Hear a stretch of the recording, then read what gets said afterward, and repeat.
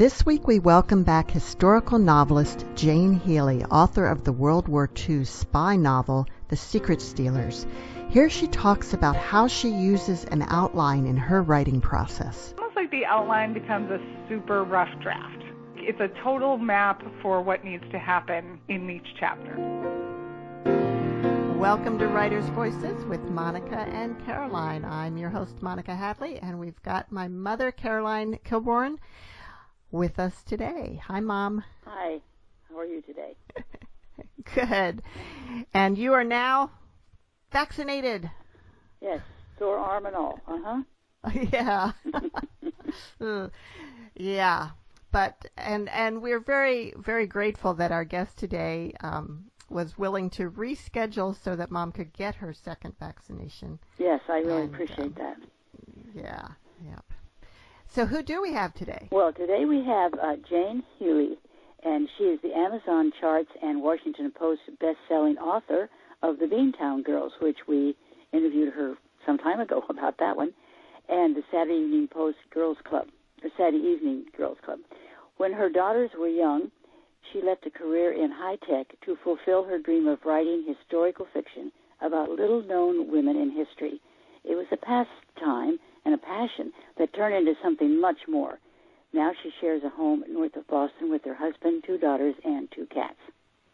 When she's not writing, she enjoys spending time with her family, traveling, running, cooking, and going to the beach. And this book is, is a page-turner for sure.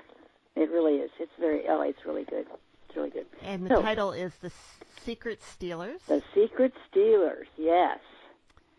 And that's because they're stealing secrets. Yes, they are. Welcome back. It's amazing. Welcome back, Jane. Thank you so much for having me. I'm so happy to be back. Okay, so give us just a kind of, what is The Secret Stealers in a nutshell? So The Secret Stealers is based on the true stories of the women of the OSS, the Office of Strategic Services, which was the precursor to the CIA in World War II. But it also pulls in some, it's also based on some of the true stories of the women of the SOE, some of the British female spies, and women of the French resistance. And so the protagonist is Anna Kavanagh. She's a widow in D.C. who's teaching French to at a private school in D.C. and kind of trying to figure out what to do with the rest of her life. And, there is a war going on. It's 1942. And an old family friend, General William Donovan, who was a real person in real life, and is also a character in the book, recruits her because he was the founder of the OSS, and he is an old family friend, knew her father, knew she had a knack for languages and was very bright, and was looking for more women to join the organization. And then that takes her on a trajectory to become one of the few OSS female spies during World War II in occupied France. Is she based on a specific real person or a number of real people? She's based on a number of real people that I read about. Betty Lucier was one of them, and Betty Lucier was one. Virginia Hall, of course, is probably one of the most famous of the OSS undercover spies. Elizabeth Dorchester was another one. So she's really a composite. There's a couple other characters in the book that are based directly on real people, but Anna I kind of came up with from a few different women that I researched. Wow. How did you find out these stories?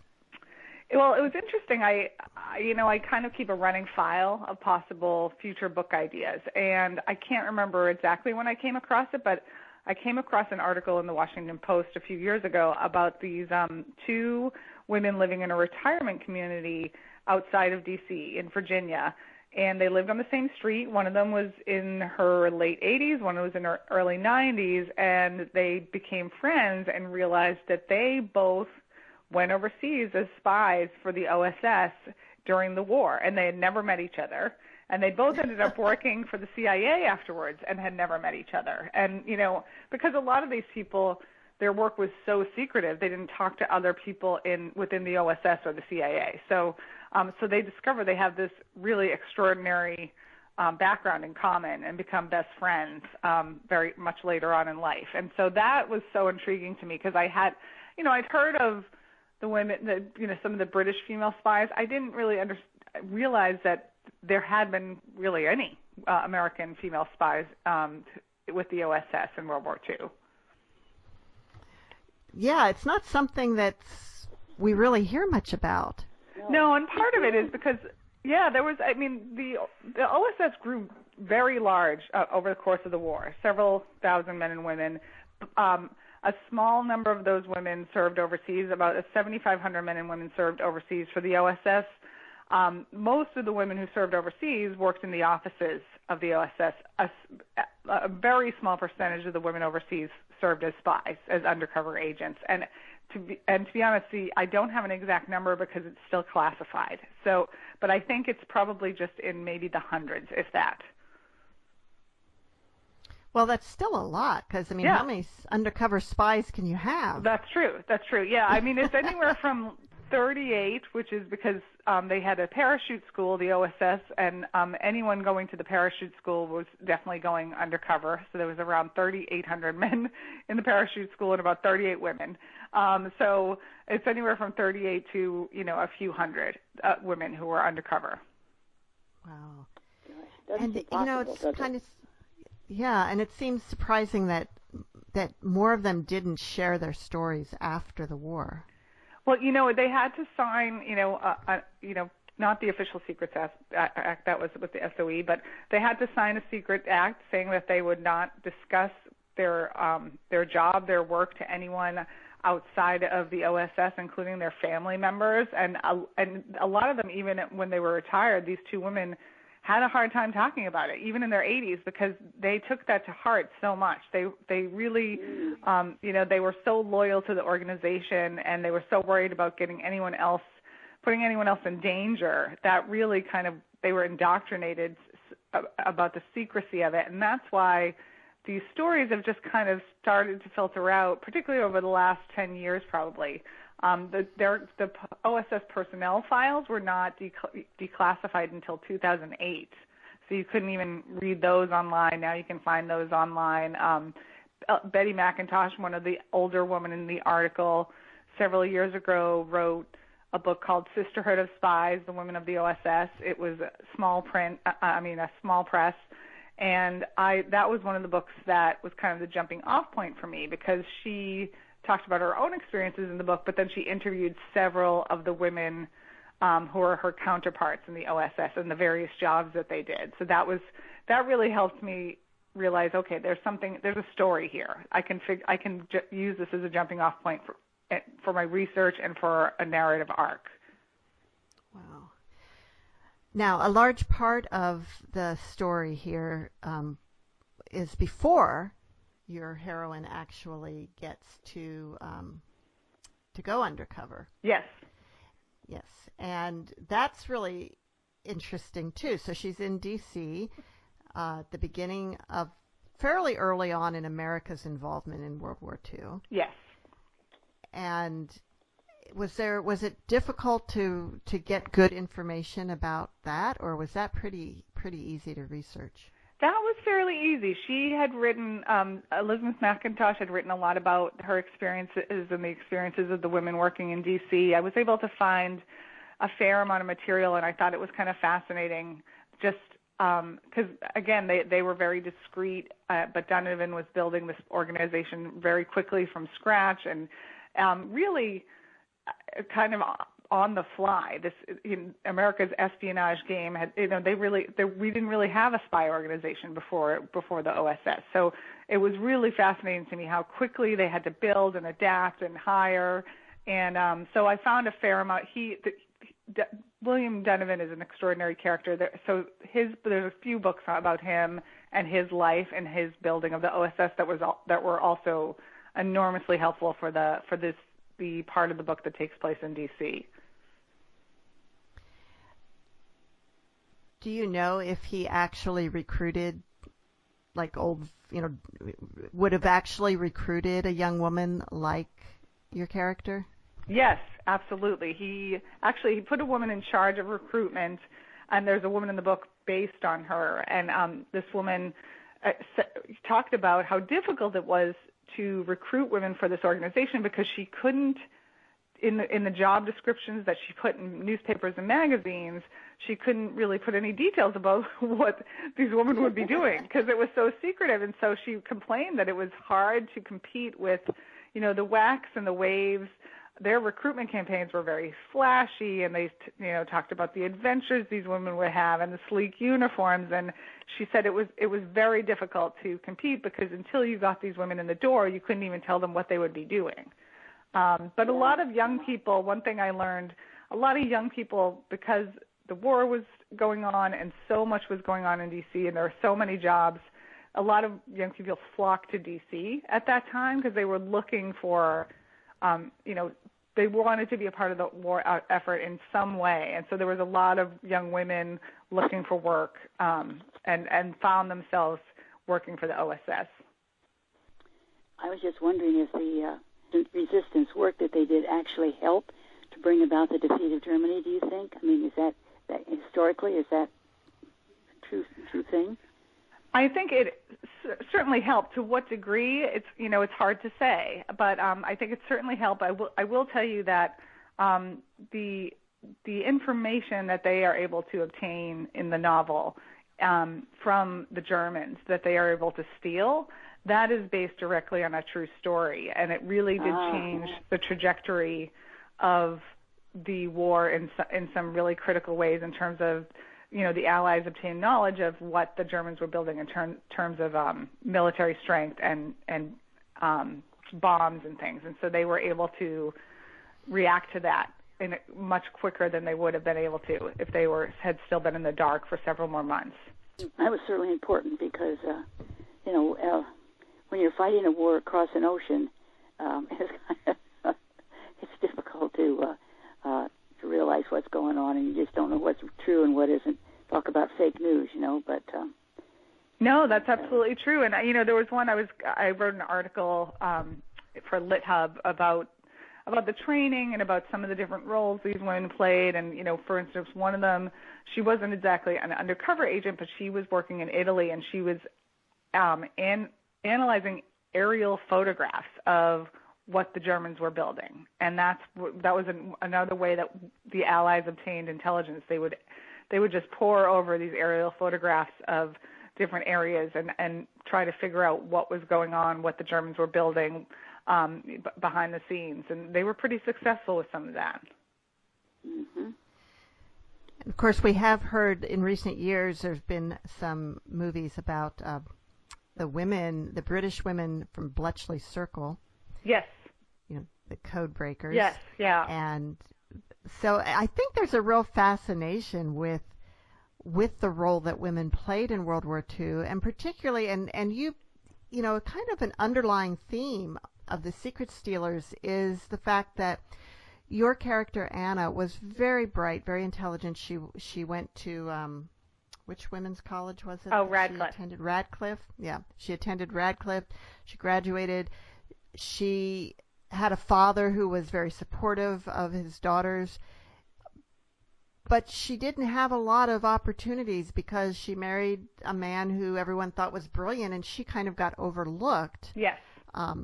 And the thing that's interesting, but then Donovan wasn't overlooking her, but one of the things she learned how to do was how to appear like a dumb broad. Yes. So that she could be more successful as a spy. Right. I know. Yeah. Of course, she was fluent in French and German, which was extremely advantageous for her in her role. Yes, some of these women, their language abilities were pretty extraordinary, and that's what made them so valuable as spies. They spoke 2, 3, sometimes 4 languages, which is just incredible to me. And of course, they had to speak French without an English accent. Yes. Which, how many people can do that? I know. It's pretty rare. My husband lived in Paris for a while, and he takes pride in the fact that when we go back to France, they can't tell where he's from That's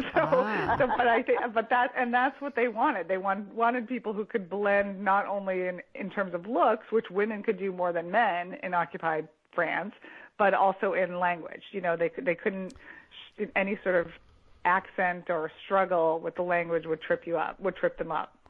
Mm-hmm.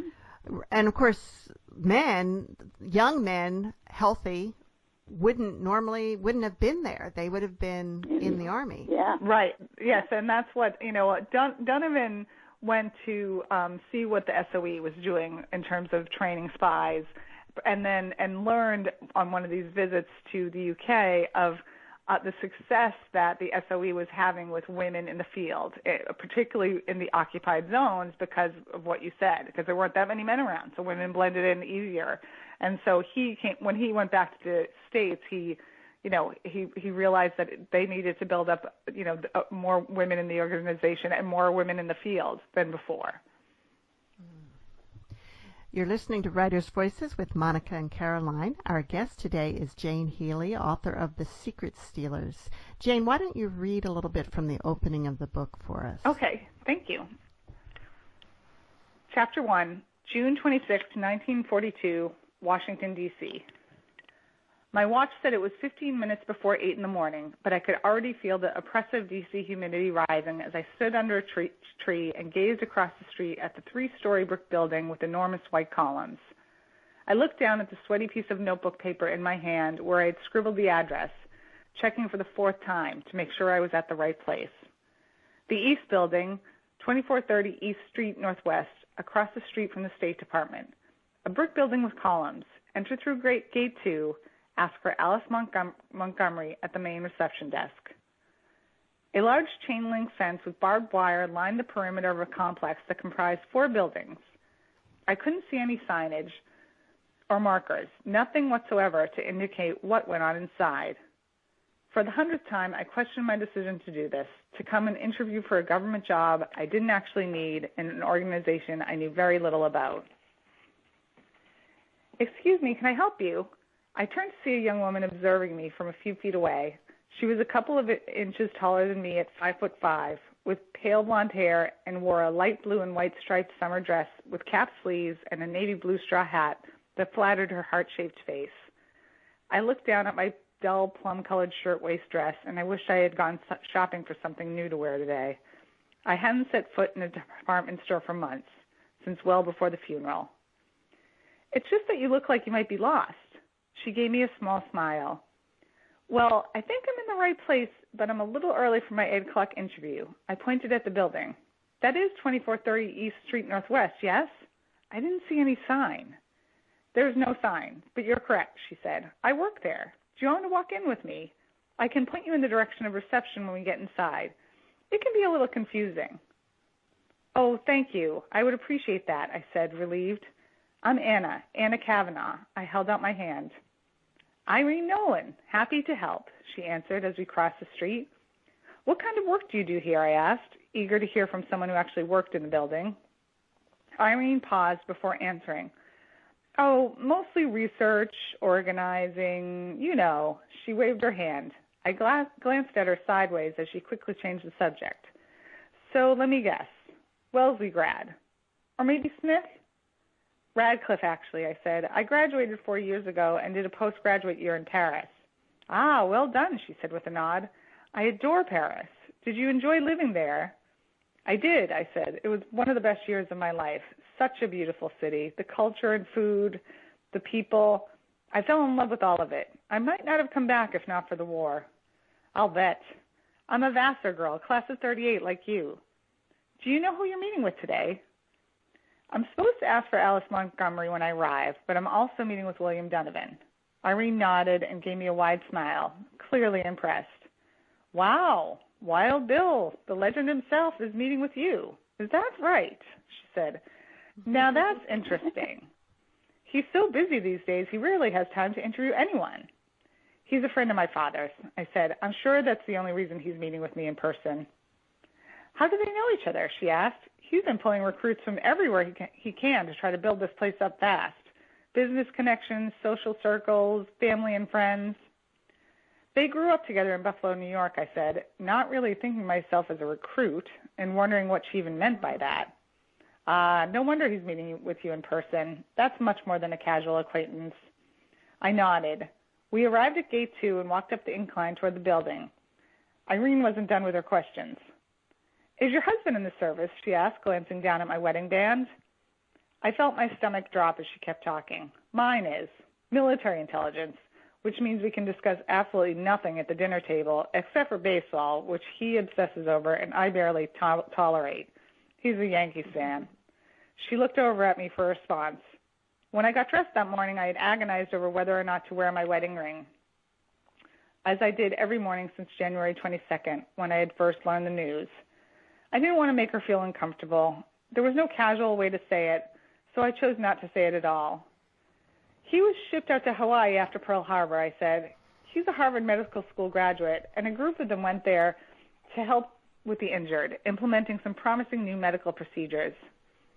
It wasn't a lie exactly, just an admission of the entire truth. Oh, wow, she said. Does he know you're interviewing here? No, I said, feeling my cheeks burn. I had never been a good liar. I'm sure he'll be so proud when he finds out, she said. I just gave her a small smile as we walked up the granite steps towards the main entrance. Men in uniform and smartly dressed women were hurrying by us, ready to start their day. I still had not seen one single sign declaring what government department actually resided in this building. It was so odd, but then, given the rumors in the newspapers about Donovan in this department, not entirely surprising. A dark-haired young man tipped his hat and opened the door for us, and we entered the high-ceilinged main hall. It looked like any modern-day office building and had a musty, sweet and sour smell, a combination of something like floor polish and ink. Still, there was no placard listing any departments and no numbers on the few doors I could glimpse from where we were standing. Reception is down that hallway to the right. Check in with the secretary, Irene said, pointing. She reached out and shook my hand. It was so very nice to meet you, Anna. If they offer you a job here, just know it's a fascinating place to work, like nowhere else, truly. And there are more than a few young women like us, smart women. The hours are long, but it could be the type of job to keep you busy while your husband is away. Thank you, I said. If I never saw her again, I wouldn't have to feel guilty about not telling her the truth. And thank you very much for your help this morning. I appreciate it. Good luck, she said. I hope to see you soon. She turned and joined the throng of employees hurrying to their various destinations as I headed in the opposite direction. And that is Jane Healey reading from The Secret Stealers. Now, I think you had mentioned that Anna was a widow, so I don't think it's giving too much away to say that was what she didn't tell her new acquaintance. Yes. Yeah, that's revealed pretty early on. Yeah. Yes, yeah. But she's not exactly a heartbroken widow. Yes. And I'll tell you one thing that really intrigued me when I was trying to figure out her background story. Is I knew she went to Radcliffe, and that's where she met her future husband. And one of the things I went through some old papers, and I found a newspaper, I think it was the Boston Herald, and one of the articles was 6 Radcliffe women to marry Harvard men. And it was six Radcliffe seniors, and they were all marrying Harvard men. And I was like, here are these bright young women, and this is what they're being recognized for.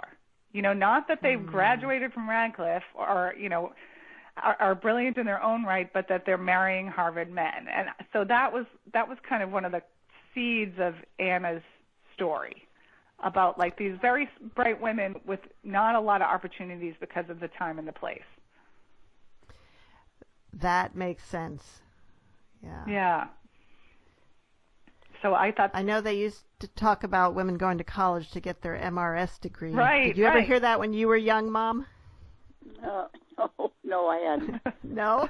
I've heard that before, and that was that was apparent in more than one newspaper article, including in the Radcliffe newspaper. And senior year there was all these celebrations and parties honoring seniors, but it was all about a lot of the articles were about this one's marrying a Princeton guy, this one's marrying a Dartmouth guy, things like that as well. And I was like, oh, that's all, I'm sure these women's stories are much richer. I'm sure they have a lot more to offer than just the fact that they're marrying, an Ivy League guy. Yeah. So, Jane, you had this idea of writing a novel about these women who are American women sent undercover into France, occupied France. Mm-hmm. And I'm curious about, how did you actually determine the plot of the story, and did it just come through the writing, or do you plot it out ahead of time? Well, you know what? That's a great question because, the plot was definitely kind of a culmination of various stories I had read about in my research, woven together into one fictional story. But I wanted it to have the feel of a spy thriller, and having never written a spy thriller before, I wanted to get it right. And so I think one of the things about spy thrillers is that they're well-paced and well-plotted, and the timelines are very clear, because those things you can't mess up in a spy novel, if you want it to have that kind of intensity. So I am very much a plotter and a planner, and before I really even jumped into page one, I had mapped out the entire book from beginning to end. Ah, okay. Yeah. And do you do that visually, or how do you, what tools do you use for that? So I, with my first novel, The Saturday Evening Girls Club, I only used Word, but I knew, with the Beantown Girls, I had so much research, and I didn't organize my research well with the Saturday Evening Girls Club, and I'm like, I have to be better organized, because it will take me less time. And so I used you might be familiar with it, a program called Scrivener. And that is a word processing program specifically for writers, authors, screenwriters, and it allows you to write a manuscript, but also have all your research within that document as well. So I had multiple folders of notes and pictures and videos and, all sorts of stuff. And so I had all my research in one place. I had an outline that I could, it's not an actual corkboard, but it's a corkboard in the program that I can see every chapter by chapter. Each one's a note card. So that was one way I mapped it out, and I really map out chapter by chapter, scene by scene, and really even in some cases event by event within the scene. So it's almost wow. Yeah, it's almost like the outline becomes a super rough draft. And it's a total map for what needs to happen in each chapter. So that's why the reader is right there. I hope so. Yeah, I hope. Exactly. That's exactly right, yeah. Yeah, so it's a lot of planning and, and a lot of work up front, but I find that it helps me, it helps me get it down. And you think the overall process is made more efficient that way? Yeah, it's certainly not perfect, but it definitely helps. Well, it's interesting because, we've talked to authors who do that actually physically, Yes. with the note cards and the cork boards, like you said, or they lay things out on the floor. They have all these different scenes and different events, and they lay it all out and move things around. Whatever works, Yeah. Oh, yeah. And but I know a lot of author friends who do that. Where I come from, high tech, I'm so used to screens now, and I have a big monitor at home that lets me look at everything, across a huge screen. So that's super helpful too. Do you do anything with paper and pen? No. Not hardly. Well, the only thing I do with paper and pen is I'm looking at my bookshelf of all the books I use for research, and I have sticky notes. I'm so superstitious. I still haven't taken them out of the books for the research, so I have sticky notes with notes on them. Just so I can I might have a note in Scrivener about what book where, but I can grab it quick and find it. So. Wow. I've even sort of partially made the transition to making my grocery lists on the computer. Yeah. Yeah. On the website of the store. I know. Yeah. And that's because of COVID. Since I wasn't going into the stores, I was getting curbside pickup, so I have to order online, so that just would make the list right there. I know. Isn't it amazing how shopping has changed this year? I don't know if I'll go back. Yeah. Yeah. There's a huge shortage of corrugate. I don't know if you've heard about this. Interesting. Yeah. So in my business where we use corrugate, the price has gone up twice already this year. It's gone up about 20%. It's scheduled for another increase because and they're blaming it on all the online shopping. Yeah, we order, my husband and I both been ordering a lot from, as everyone in the country, right, up on Amazon. Mm-hmm. And I'm kind of amazed at how much cardboard they use sometimes. I'm like, is this necessary? Oh, do do we need this much? I know. And, I always wait and order group orders. I don't order one thing at a time. Right. But they ship it separately. Yeah. Sometimes they still ship it separately, no matter what you do. Yeah. I know. It just seems. I mean, we have gigantic recycling bins here. Same. Yeah. And I can fill them up completely in 2 weeks. Oh, easily. And we're to the point now. My husband will drive down to the city yard and put it in that recycling thing because we're like overflowing. So. I know.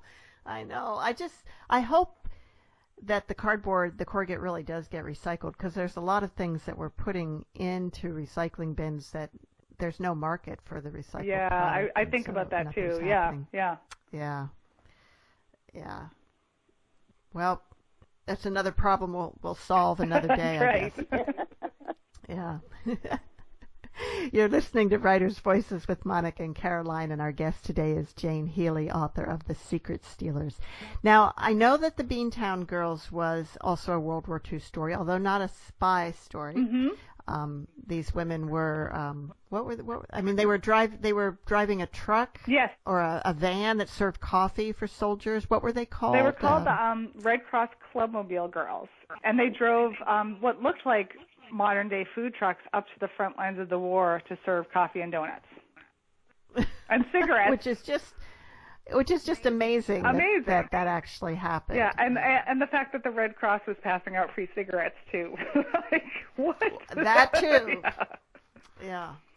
And now, was your first book also a World War II? No, that was based on a Boston story, a group of immigrant women, Jewish and Italian immigrant women in Boston's North End at the turn of the 20th century that called themselves the Saturday Evening Girls Club. Mm. So that was earlier then? Yes, yeah. Turn of the 20th. 1908. Yes, yep. Okay. Wow.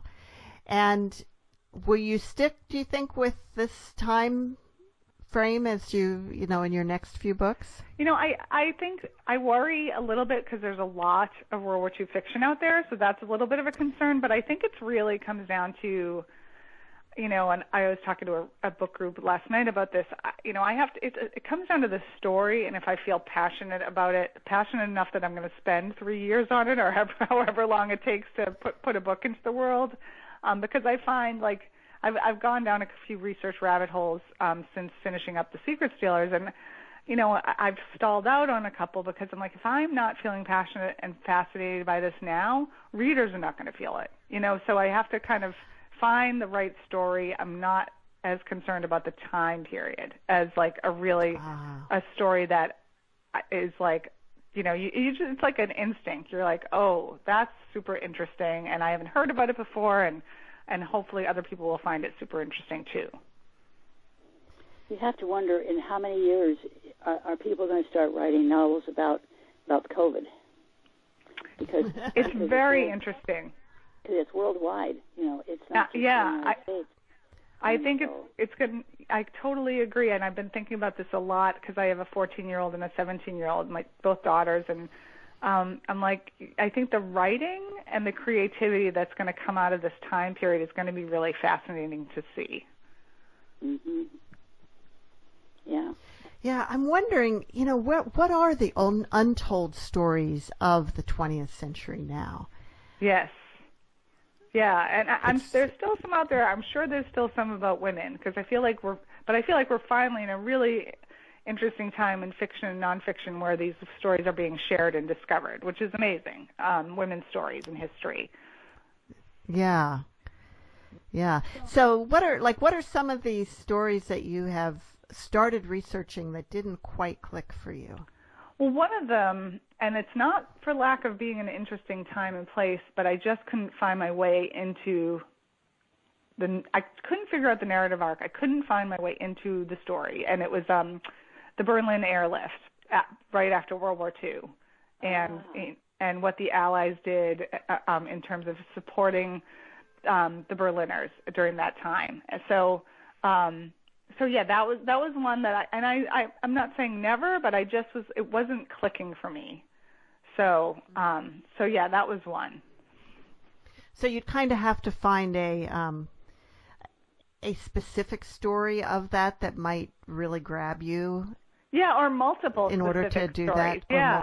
Yeah. And I just wasn't feeling it. And my husband's like, I know you. Like when you're feeling it, like you can't stop thinking and talking about it. You're just not there with this one. So I moved on from that, at least for now. Yeah. And do you have another example like that? I have a couple others, but I haven't definitely decided not to write about them. So you don't want to reveal those. Yes, yeah. Absolutely. So in The Secret Stealers, like you mentioned, some of the characters are real-life characters, including William Donovan. Do you think that if he read his portrayal of himself, would he recognize himself? I read several books about him, and he was a really fascinating, larger-than-life character. And his organization, the men and women of the OSS, adored him. And I just hoped. I think my dad's a William Donovan fan, and he read the book, and he's like, yeah, I think you got him. I think you kind of captured this larger-than-life, charismatic personality. I think he's one of those people when he walked into a room, everyone looked. He was just he was an incredible leader. He was one of the most decorated officers in military history after World War I. And so, yeah, just really extraordinary man. And I think, I hope I did him justice. I think I did. And another character who was based on a real person was Anna's friend Julia. Yes.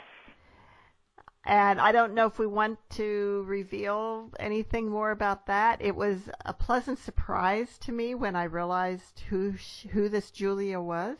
Yes, and that's a nice surprise. I'd like to keep.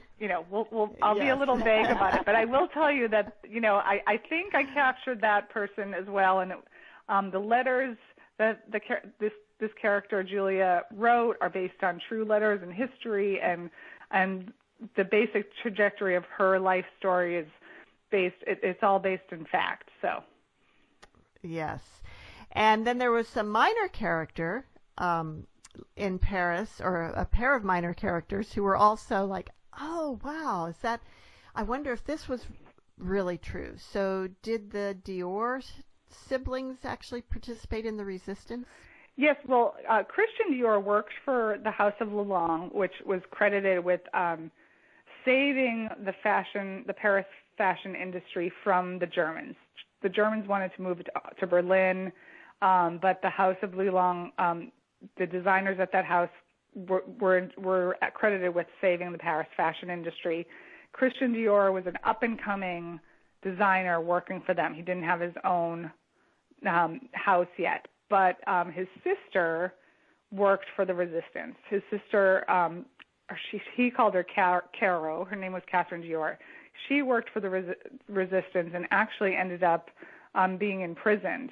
She was captured and was sent to one of the camps. And but she at the end of the war, she got out, and he just adored her and just was so impressed with her bravery. And Miss Dior, one of his perfumes, is named after her. Mm. Oh, and what about... That's a cool story. Yeah. So Yeah, so she was really strong woman, worked with the resistance, and the scene in the book is fictional, but that's all based in fact. Something else I want to ask is, did John Wayne really try to apply? He did. And I was debating a few months ago, and that scene is true. He put down his qualifications. He was good at riding horses, and he was an actor. Like, that was his qualifications. And Donovan was like, "Oh, you're not going to fit in if I put you undercover in a small town in Italy. Like, this isn't going to work out." But it's interesting because I think he was really just wanted to do his part and was kind of fascinated with the OSS. And at the end of the war, he received an honorary, as an honorary employee of the OSS or something. Like, he never really served with the OSS, but I think he was so enamored with it, they gave him this kind of honorary, not degree, but certification saying that he was an honorary member of the OSS. Well, he made a lot of war movies, and of course, there were lots and lots of them made then, and he always did a good job. But I was just reading something about him, and he said he really didn't like horses, so that was kind of funny. So funny.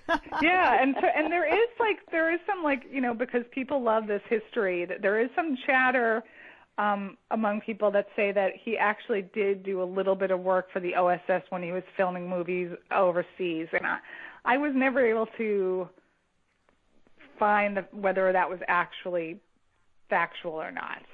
So, but it's possible he did a little work for them, but yeah, that whole scene where he's like, he puts that down in his qualifications, goes to OSS, yeah. But they were like, "Oh, I don't think you can go undercover anywhere in the world," so without being recognized. He was huge. Yeah. Yeah. He was born in Iowa. Oh, he was. I didn't know that. Yeah. Which is where we are. Oh, yeah. Yes. Yeah. So, Jane, there's another character who's an American socialite living in Paris under the occupation and throwing parties for the German soldiers. Were there actually Americans living there that kind of cooperated with the soldiers? So she was a real person in real life. She was a real character in history. And yes, there were some of the upper class, some of the, some British upper class, and some Americans who were already living in Paris and living very well in France stayed there, and they did, turned a blind eye, socialized with Nazis. Some probably sympathized with Nazis, and she was one of the ones that did often, and had parties all the time, and the parties would be a mix of undercover agents and Nazis and artists and writers, all kind of in this salad of people during those times.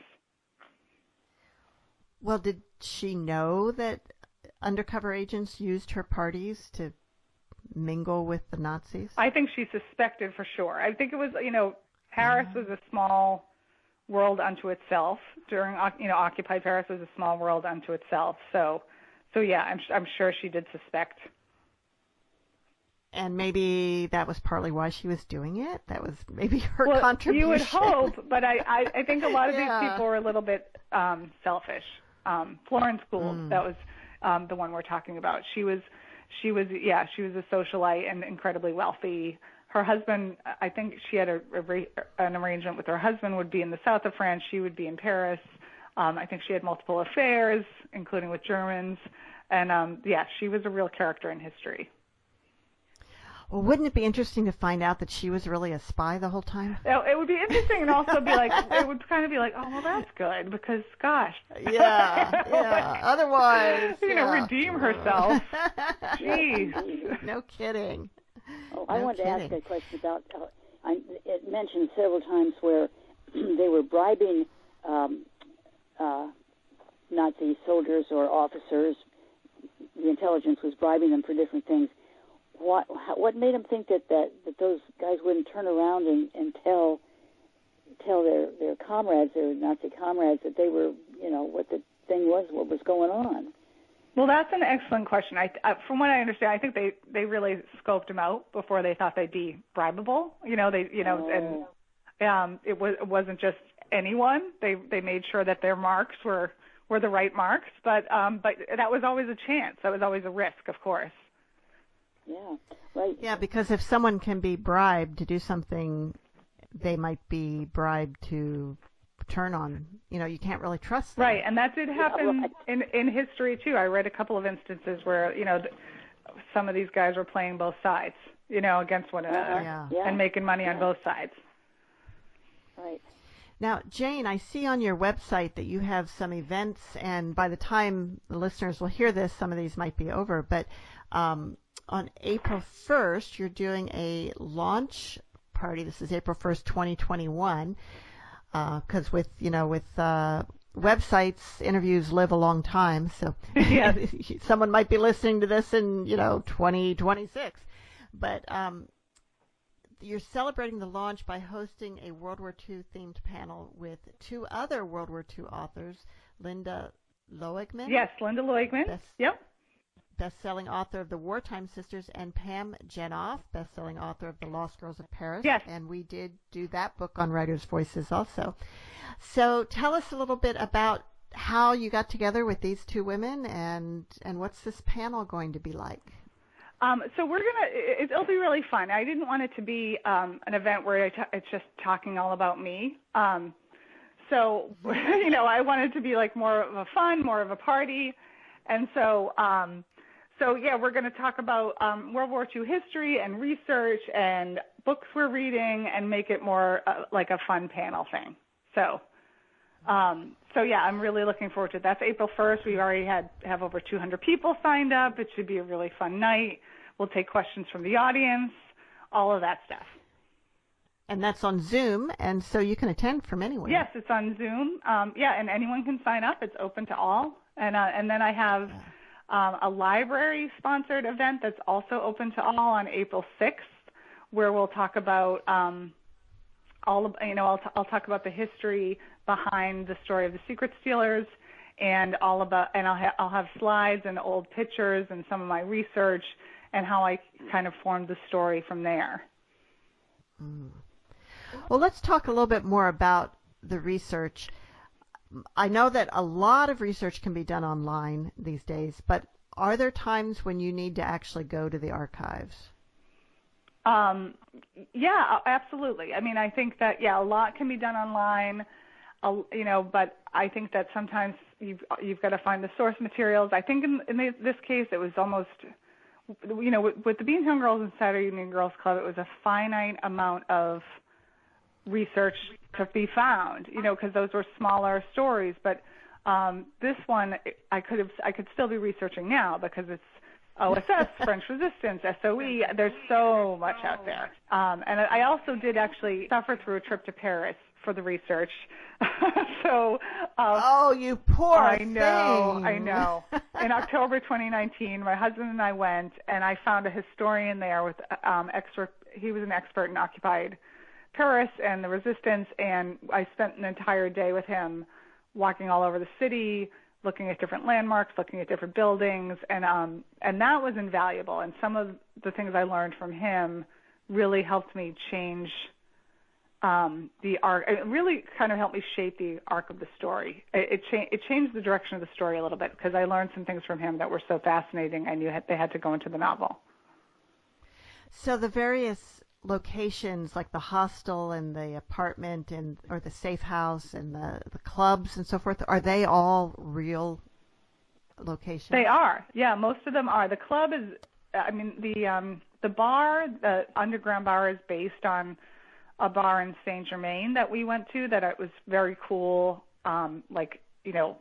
ancient building, and so I use that as kind of the design of that bar. So that's fictional, but yes, the safe house is based on the real safe house. All of the addresses on Avenue Foch are based on the real addresses where the Germans, where the Nazis took over these homes, because they were so beautiful and grand. And Sumner Jackson, the doctor who was at the American Hospital in Paris, he also lived at 11 Avenue Foch, and that's in the book as well. I was curious about that. This hospital, how did they allow an American hospital, basically? It was under the jurisdiction of the Red Cross, and so they were somewhat protected, and that's how they were allowed to. Although, as the war went on, the Germans got less tolerant, but they were somehow allowed to operate and help the POWs and help American citizens living in Paris. Still, there wasn't that many of them, but there were some. So yeah, they were under the jurisdiction of the International Red Cross, so they were protected. And the Germans respected that. They did, yeah. At least as the war went on, and they started to suspect that Sumner Jackson was also, faking death certificates and hiding agents in his home and doing things like that to get people out. They grew less tolerant of him. He ended up arrested, as did his wife and son, towards the end of the war, and they ended up in the camps. And sadly, Sumner did not make it, but his wife and son made it out alive. Well, that's good. Yes, yeah.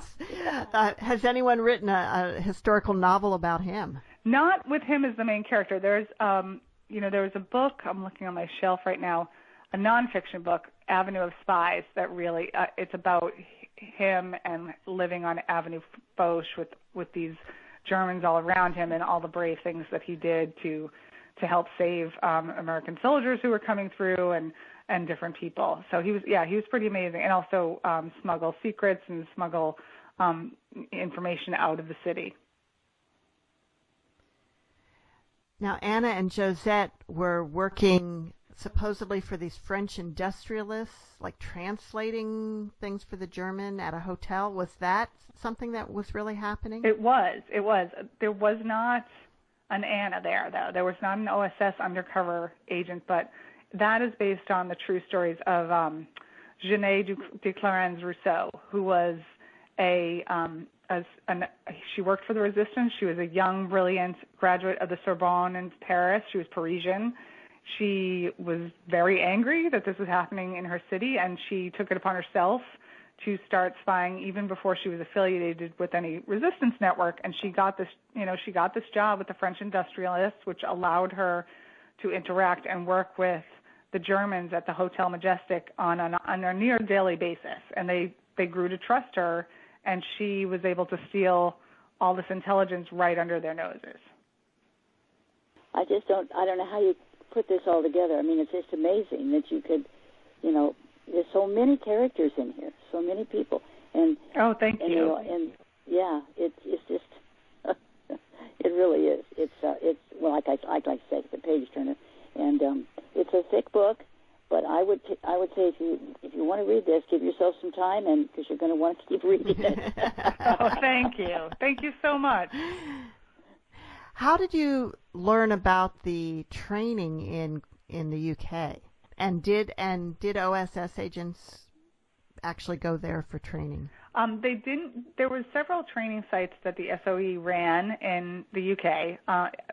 St. Albans was another one, and I know for sure that some OSS agents were trained at St. Albans. But as far as I know, I don't think any of them were at Bewley. And that's actually the way it's pronounced. I talked to a British guy who was like, no, you're pronouncing it wrong. It's Bewley.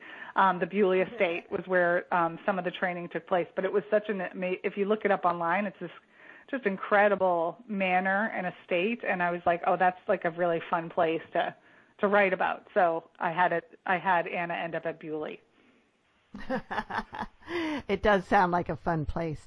And some of them, like you mentioned, had parachute training because they parachuted in. Anna didn't have to do that. Yes. Fortunately. Yeah.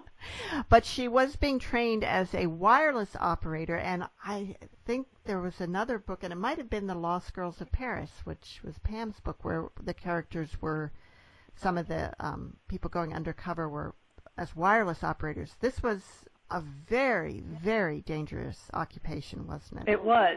Many of those wireless operators ended up being captured and killed, and it was dangerous, and it was very hard because sometimes it was like it was coded, and then it was double coded or double encrypted, and then they had to wait for they'd send the message, and then they had to wait for it for a response, and then the Germans over the course of the war got more and more sophisticated about monitoring where these wireless operators were working. Their technology grew more sophisticated. They were able to pinpoint them quicker. So it was an incredibly dangerous job. So there was some way that they could tell that messages were being sent? Yes, they'd go around with these trucks with antennas on top, and they could pinpoint within like a few blocks or a block, and then they kept on getting their technology kept on getting stronger and stronger in terms of being able to track these people down. Wow. Why would anybody be willing to take that kind of risk? I mean, in some place in the book, one of the characters is saying, well, the life expectancy of a wireless operator is 6 weeks. Yes, it got really grim. And I asked that too. Like, would I do that?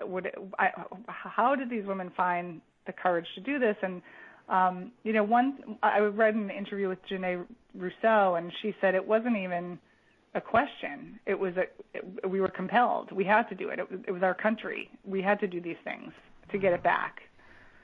Mm.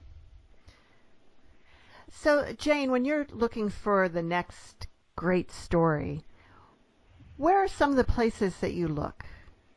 Oh gosh, anywhere and everywhere. It's nice too now because people will send me newspaper articles and things like, "Hey, you should write about these people," So that's kind of fun.